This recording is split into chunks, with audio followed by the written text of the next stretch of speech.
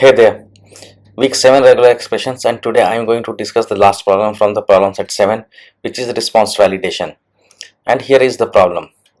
And what we are supposed to do here is that in a file called response.py, using either validator collection or validators from py to be precise, not py, my mistake.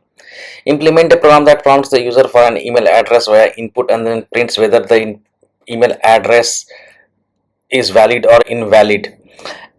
A couple of things to note here is that we are supposed to check only if the input is a syntactically valid email address or not. We are not supposed to check if the email address actually does exist.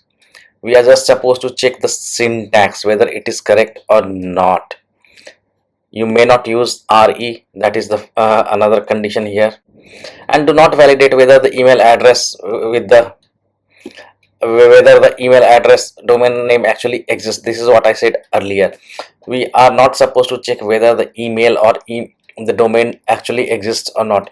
We are just supposed to check whether the format in which the user has input the email, whether it is correct or not. And in the hints you will see that we are suggested to install either of these two libraries. So let us start get going. I am here into the response directory. I am already here, and I believe I already have this library installed on my system. But let me check it out. Yeah, it was installed, but still. Now let's get going into the code. To be honest, this is the easiest problem from the problem set 7, and now let me tell you why. If you see here, I have already opened this page. If you open this hyperlink, I already have it open over here. This is about the validator collection module or the library, and what I am interested into here is, if you check here, internet related email. So this is what I am interested here. To be precise, this is underscore email. So let's come over here. And if you just pay attention to here, this particular line of code, is email address is equal to checkers dot is email blah blah blah, and the answer here in comments is that the value of is email address will now be true. So almost all the code is already written over here, so I'm just going to copy it from here. Only thing is that here the email address which has been taken here, it is fixed, but only difference is that we have to make it variable using the input function. So let me very first thing put it over here. Then what I am going to, let us say email address is equal to input. How we are supposed to take the input? Let's get into the demo video. What's your email address? This is the input prompt. So let me copy it, put it over here. Now that I have accepted the user input, let's jump back to the validator collection page, and I am just going to copy this particular part. I am not copying this email address, or from here you can copy it, both are one and the same. Only difference is that at one place it is in the correct format email, and here it is incorrect format email. So now I just need to put it in a if else block to check whether it is valid or not and print like so. If, let me paste it, and in the bracket I am going to pass our variable is equal to true, then simply print valid, else print invalid. That's pretty much it. So if I now try to run this program, python response.py,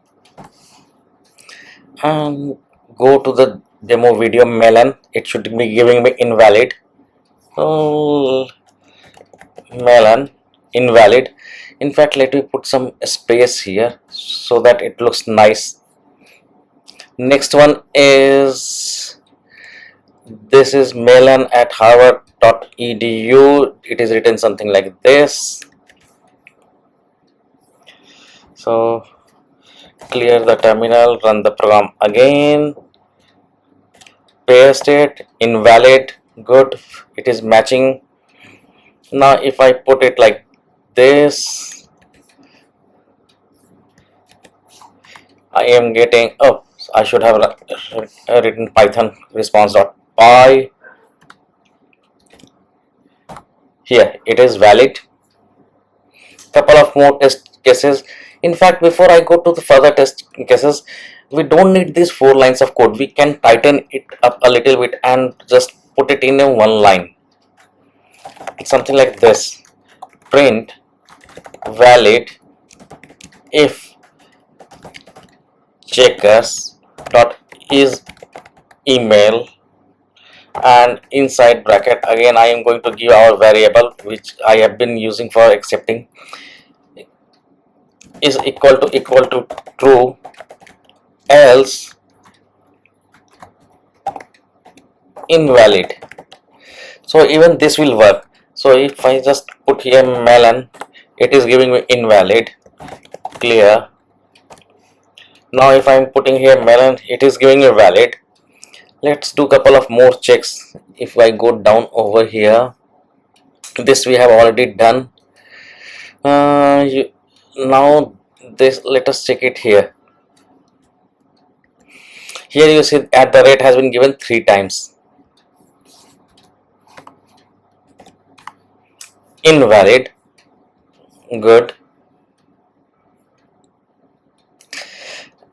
and extra dot before .com. So let us pick up something like this